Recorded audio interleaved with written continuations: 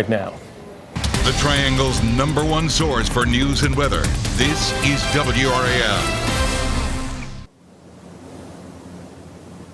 The bulk of the rain is over. The emergency is not. With rising waters and closed roads, this is not the time to let your guard down. Hello, everyone. I'm Deborah Morgan here in Lillington. You know, since Thursday, WRAL has been bringing you live coverage, and I'm listening to helicopters right overhead as they're watching what's happening on the Cape Fear River.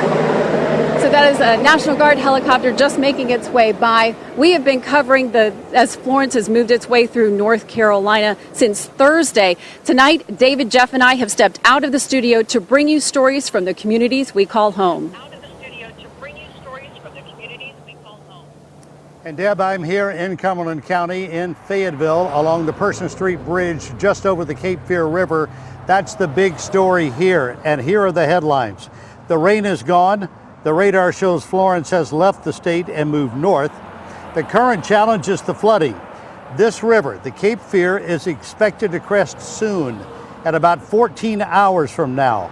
It's at 58 feet now. It's expected to crest at 61.8 tomorrow morning, and that means it would be 4 feet above where it was during Hurricane Matthew.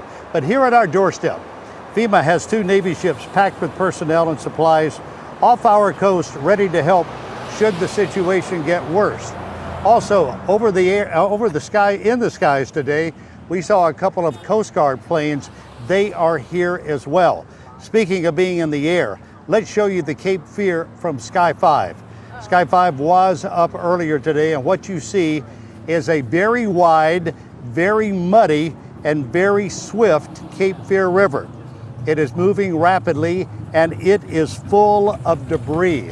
It's amazing as you watch everything passing through here, everything from coolers to basketballs to pylons to gas cylinders. The list goes on and on and on. Now, here's what happened today. It was great from one standpoint that the sun came out. It was beautiful to see blue sky and sunshine, but that made it very humid throughout the day, very hot in this area. And it also made it easy to see just how extensive the flooding is. We were in Spring Lake earlier. That's where we were supposed to be for this live shot.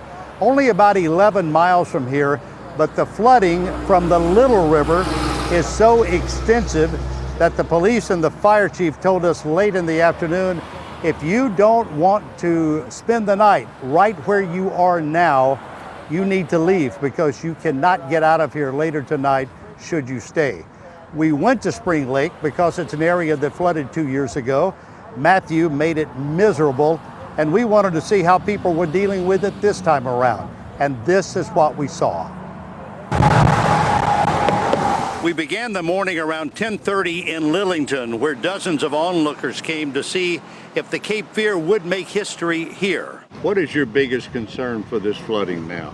Well, Fayetteville and down the stream is going to get the worst of it because Jordan is protecting us a little bit here.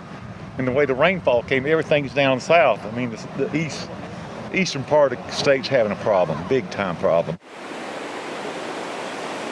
This is actually Highway 401 South in Bun Level. You're looking at another area where the Little River is over the road.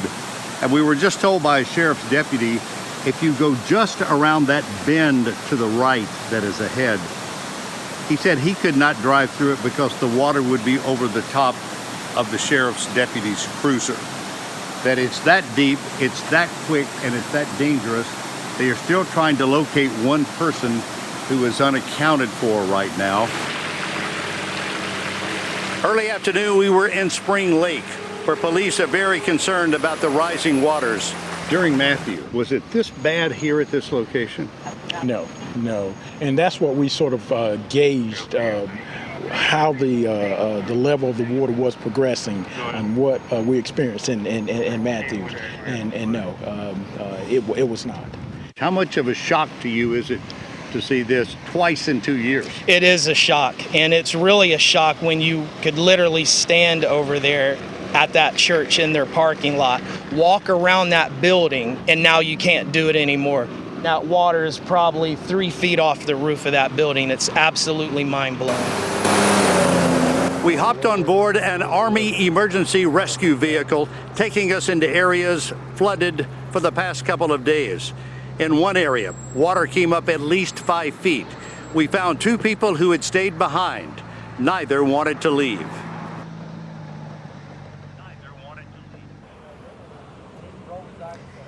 You know, and I asked some of the members on board who were working how they felt about people needing to leave and not wanting to leave, and they said, "Sir, we are here to do our jobs.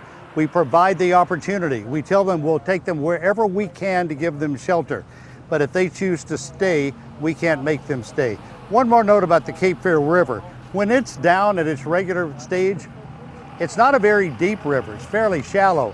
Hundreds of years ago, those in commerce would wait for storms like this or others for the rivers to rise so they could put giant flatboats on the river and take their goods down to Wilmington to sell them. Obviously, modes of transportation regarding commerce in the state have changed, but weather patterns have not. We continue to see this flooding century after century, and it's something that just will forever be with us. All they are hoping for here is that the people who have been in harm's way, who did not evacuate, will be okay when this river is at its highest. Deb, we send it over to you in Lillington. David, I'm upstream from you in Lillington. We're in the Keith Hills subdivision. The people, I'm standing in their backyard, they have evacuated to Johnston County, so they are getting out of here. A lot of people in these houses right along the Cape Fear River have decided to leave. So far in Harnett County, we've had at least 8 swift water rescues. 50 roads are closed. Let's show you some video of why. This is why. A lot of the tributaries, some rushing water coming into the Cape Fear and the Little Rivers, causing this swift current. We have seen everything from trees and, as David was saying, basketballs. It makes me wonder if we saw the same basketball he did starting here in Lillington. And what has been so eerie here is that we're hearing cows mooing across the river as well. So you hear the stress in their moos as well. FEMA has declared this a disaster area.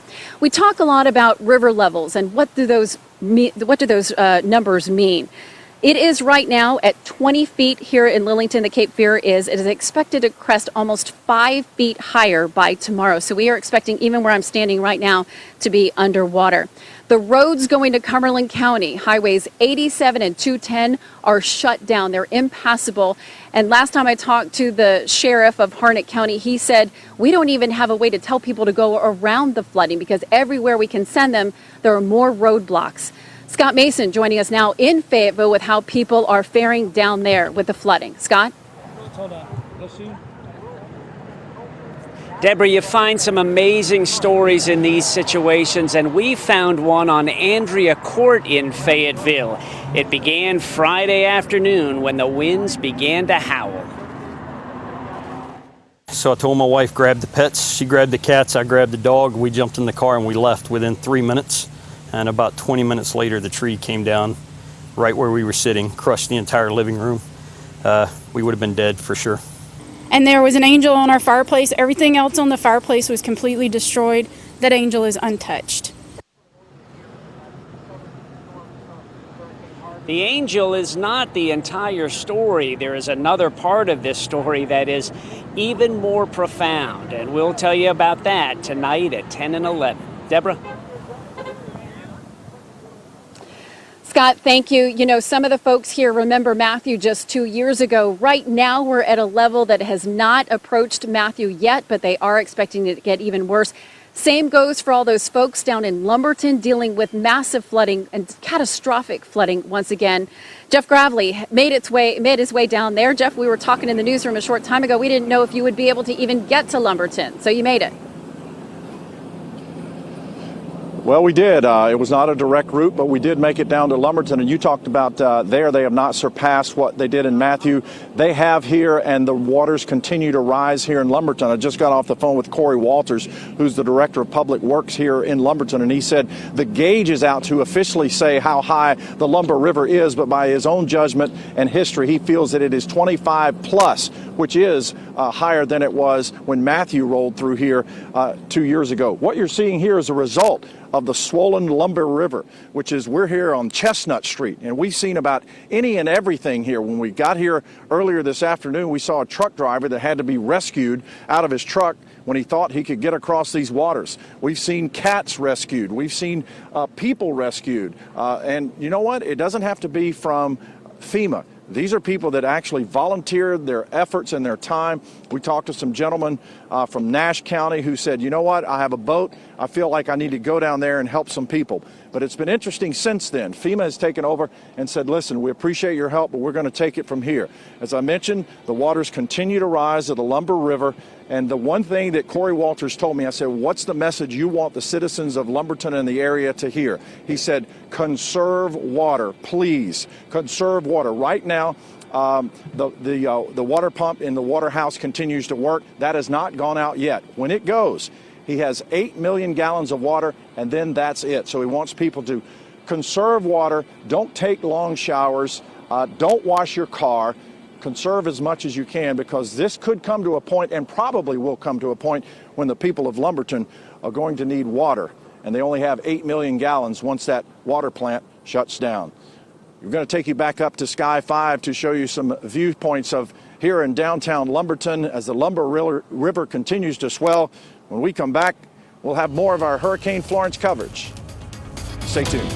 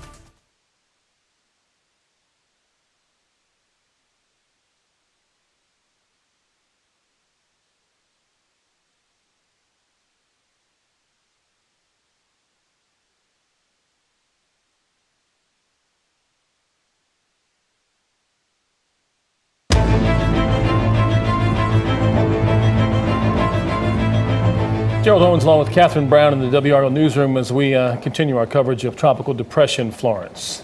And some of those images that Deborah, David, and Jeff showed us really demonstrate the power and the speed of water. And this is a view from Sky 5 that really shows its power. This is just into our newsroom. Sky 5 flew over the Boiling Springs Lake Dam in Brunswick County. You can see how broad the breach is. Sky 5 is touring the eastern end of the state today. You can find more of these videos on WRAL.com. Well, many of us woke up to weather alerts on our phones overnight. Here in the Triangle, it was flash flooding and tornado warnings. In Wilson County, alerts sounded over a possible tornado. That's where Cullen Browder joins us now live. And Cullen, a lot of damage there and some scary situations. Very scary, Catherine. We're on Wilson Street in Elm City. This was covered in trees this morning. You can see power crews still working to try and restore power. Let me walk you over this way. Across this field here, this is the Pittman house. This is where this tornado started, and I can tell you they had a very close call. The tornado skipped across Elm City, uprooting trees as it passed. It was very scary. 9-year-old Taylor Barnes was inside his grandparents' home when the WRAL weather app sent a warning. We heard all the alarms, Elizabeth Gardner's alarm. I'm very thankful for that. Susan Pittman, her grandson and husband did what they're supposed to do. They rushed into this interior closet as this large pine tree split the home in half. We heard the roar, and then it was just, everything happened so quickly. What were you doing with your grandmother and your grandfather in that closet? We were hugging each other. The big pine came crashing into the den, the same room where Taylor was sleeping just moments earlier. I saw it, and it was just the roof had just collapsed in the den. Across Elm City, more of the same. Trees tossed around on Nash Street, with neighbors helping neighbors. Yeah, we went from safety mode to check on mode to cleanup mode, just like that. That's the way this community is. Oh, sure, Elm City. 81-year-old Blessing Vick, yes, Blessing, joined the cleanup. Grateful it wasn't worse. This is a little community, but it's a strong community. Everybody works together, and we will survive. We're going to come back. Taylor and his grandparents are among the survivors with the warning and quick reaction. But this time, this one really meant something. This one, I had no clue we were going to get hit by a tornado. Well, I can tell you they've made an incredible amount of progress here at the Pittman home. They've gotten the tree off of there right now. And the most amazing part about all this is this tornado skipped across here. No one was hurt. Back to you. Boy, that is incredible. Cullen Browder live for us tonight. Cullen, thank you. Tornadoes, flooding, high winds. Hurricane Florence has spread damage all across our state, and WRAL is here to help with the relief effort. We're launching a donation drive for the American Red Cross and the Salvation Army. And to donate, you can go to our website, WRAL.com, and search Hurricane Help. We saw significant flooding this morning in parts of the Triangle. Sky 5 flew over this playground on Village Drive in Chapel Hill. This was flash flooding, and the water has since receded. A number of school systems in our area are closing again tomorrow because of the weather. We want to let you know Wake County has announced they are back for classes as usual tomorrow. But here's a look at the county school systems that are closed. Chapel Hill, Carborough City Schools delayed 2 hours. Cumberland County Schools are closed. Durham Public Schools are delayed 2 hours. Granville County Schools also delayed 2 hours. Harnett County schools are closed for tomorrow. Hope County is closed. Johnston County schools are closed, as are schools in Lee County. Also closed Mecklenburg County, Virginia schools, Moore County schools, Person County schools are delayed 2 hours, and Sampson County schools are closed. And finally, Wayne County schools will be closed through Wednesday, and Wilson County schools will be closed tomorrow. Now, Greg, one thing that has been striking to me as we've been hearing reports from all across the state is for some people, they're in cleanup mode. For others, this is still an ongoing event for them. Right. The threat has not ended. That's right. The rivers keep rising in some of these areas and will in some cases till the end of the week. So that's something. Isn't that amazing? Oh, that it storm is. made landfall, how many days ago? 3 days ago? Yeah, Friday, right? Yeah, and they haven't had their impact from Florence yet. Right. The people who are waiting, who are still, obviously they hope they don't receive this flooding, but it's going to happen. Right, at least not the worst of it yet. Yeah. Exactly. So real quickly, that story about Elm City, it just reminded me of somebody back in the 80s and 90s. We had a network of people that would call in with the temperatures every night about 10:30, and then we'd put them up on the map. And Kent King from Elm City was and still is a very good friend. And so whenever I see something about Elm City, I think of him. So anyways, hello, Kent. All right. All right, let's move on here and take a look at the river situation, and these numbers are updated because they're changing by the minute. At the Neuse River, 18.66 at Smithfield, and that is coming down, so the crest has already occurred there, but farther downstream, Goldsboro still has a ways to go. They're expected to crest tomorrow at 26.1, and Kinston won't be cresting until Friday. They're at 22.15 right now. They won't go up a whole lot more, but it's going to take a long time for it to finally reach that peak and then start coming down.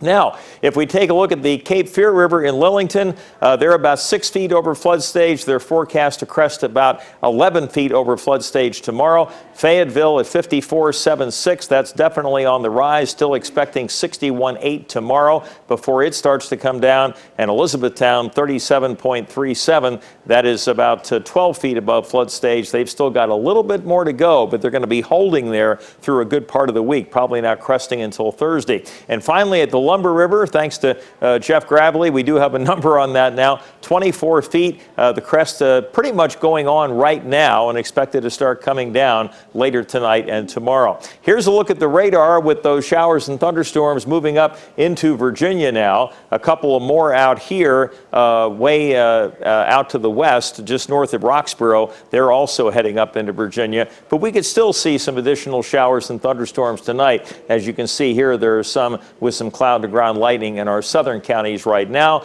The remnants of Florence up here. The widespread rains have shifted up to the north and east of that center. So let's take a look at the winds in the upper atmosphere. We haven't done that for quite some time. Remember, it was the big old ridge that was sitting up here that actually forced Florence on that westward track.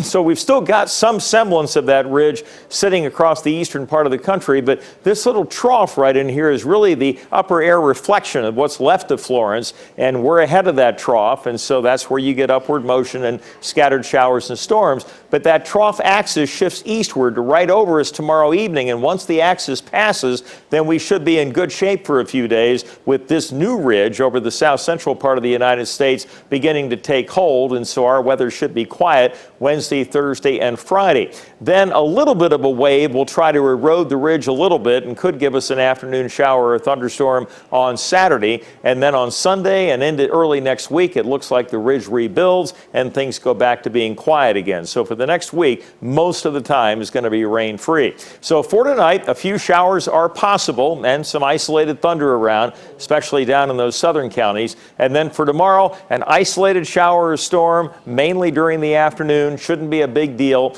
And then the 7-day forecast, dry weather Wednesday, Thursday, and Friday. As the ridge erodes temporarily, we have a chance of an afternoon storm Saturday, and then the ridge builds back, and we get back to quiet weather on Sunday and Monday. So all in all, things are looking pretty good. We certainly wouldn't want to have lightning bolts on that 7-day every day after what we've been through, and thankfully we don't. Well put. Greg, Thank you, Fish. Okay. The 70th Annual Emmy Awards happens in less than 2 hours. You can watch it here on WRAL. Red carpet coverage will begin at 7:30, and then stay tuned for the awards show at 8 o'clock. That'll be followed by live team coverage on the impact of Hurricane Florence on our late news at 11 here on WRAL. When we come back, Sloan Heffernan will show us the conditions in Scotland County where travel has turned deadly.